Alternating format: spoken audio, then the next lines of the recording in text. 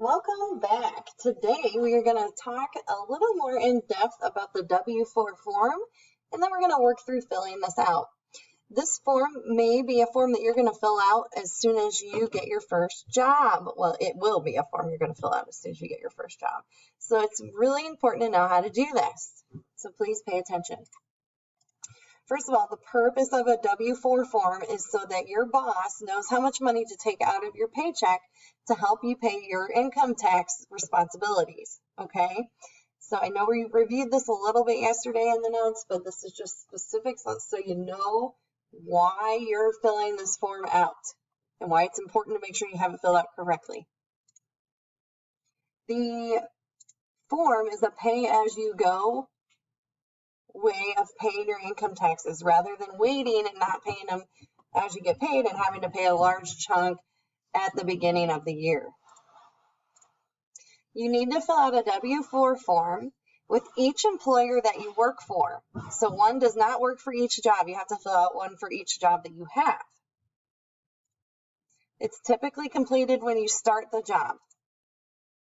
You can have one allowance for each of the following: yourself, your husband or wife, and your children. You are a dependent if you are under 18 or under 24 and a full-time student. You do not have to take any allowances, or you can have fewer than you are entitled to if you so choose. Most people take 1 or 0 allowances. The more allowances you have, the less tax is withheld from your paycheck. So if you claim 1, you'll earn more money each paycheck, and you'll not get much back in taxes when you file your tax return. Or you may have to pay some taxes for that past tax year. If you claim 0, you'll earn less money each paycheck, and you'll get more money back in taxes at the end of the year. You can have additional money taken out of your paycheck if you wish. Why in the world would you want to do that? Well, maybe you know you're going to owe taxes on an inheritance that you gained this past year, or gambling winnings that you are making, like if you won the lottery.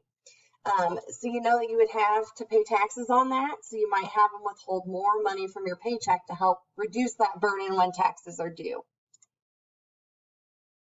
All right, that's it for your review on the W-4. Now we are going to go through filling out a W-4. I have 2 scenarios, so please make sure you download the W-4 worksheet from Google Classroom and go ahead and click on the link, and we're going to open up a W-4 from the IRS website and fill it out for each case. We will be doing case number 1 together. Case number 2 you'll do on your own.